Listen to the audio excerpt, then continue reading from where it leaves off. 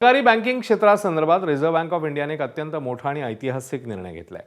Reserve बँकेने नव्या नागरी सहकारी बँकांना परवानगी देण्याचा हा निर्णय घेतला। त्यामुळे महाराष्ट्र, गुजरात सारख्या सहकारी चळवळ बळकट असलेल्या राज्यांमध्ये मोठ्या संख्येने नव्या नागरी सहकारी बँका उदयास येण्याची शक्यता आहे। तर हा निर्णय म्हणजे होण्यामध्ये केंद्रीय सहकार मंत्री अमित शहांची भूमिका मोठी आहे।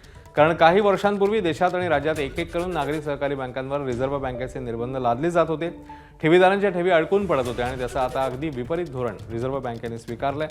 तर याचं कारण गेली 24 वर्ष नव्या नागरी सहकारी बँकांना रिझर्व्ह बँकेकडून परवाने दिले जात नव्हते।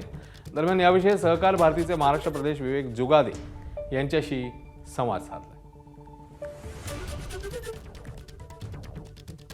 सहकारी बँकिंग क्षेत्रासाठी एक अत्यंत महत्त्वाची आणि बहुप्रतीक्षित बातमी आहे।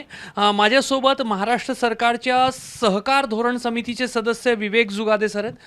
विवेकजी, रिझर्व्ह बँकेने अनेक वर्षानंतर आपली दारं जी आहेत ती सहकारी बँकांसाठी पुन्हा सुरू केली आहे। अतिशय महत्त्वाचा निर्णय हा भारतीय रिझर्व्ह बँकेने घेतला आहे।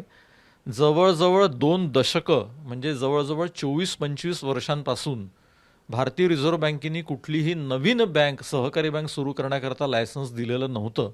त्याची अर्थात वेगवेगळी कारणं होती, परंतु आज 2 दशकानंतर भारतीय रिझर्व्ह बँकेने नवीन सहकारी बँका उघडण्याकरता लायसन्स देण्याचं पतधोरण हे आत्ताच परवा जाहीर केलेलं आहे।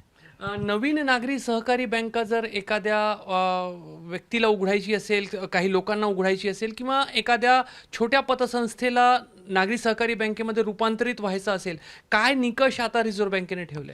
खरं पाहिलं तर भारतीय रिझर्व्ह बँकेने अतिशय चांगला मूव्ह हा घेतला आहे।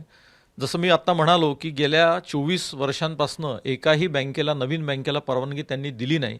पण आता मात्र चांगला मूव्ह असा घेतला आहे की त्यांनी ज्या मोठ्या पतसंस्था आहेत, ज्याला आपण मल्टी स्टेट कोऑपरेटिव्ह सोसायटीज म्हणतो, त्या मल्टी स्टेट सोसायटींना बँकेमध्ये परिवर्तित करण्याची त्यांनी आता मुभा दिलेली आहे, परवानगी दिली आहे।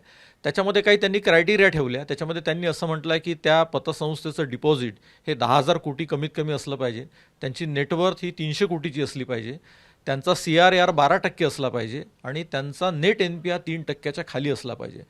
हा जरी क्रायटेरिया असला तरी एक मात्र चांगलं पाऊल आहे की इतके वर्षांपासून ज्या भारतीय रिझर्व्ह बँकेने एकाही नागरी सहकारी बँकांना शाखा उघडण्याची म्हणजे इन केस नवीन बँक उघडण्याची परवानगी दिली नव्हती, त्यांनी आता मात्र नवीन बँक सुरू करण्याकरता एक चांगलं पाऊल उचललं आहे आणि त्याच्यामध्ये सर्वप्रथम या पतसंस्थांना, ज्या मल्टीस्टेट पतसंस्था आहेत, त्यांना बँकेमध्ये परिवर्तित करण्याची परवानगी त्यांनी आता दिलेली आहे।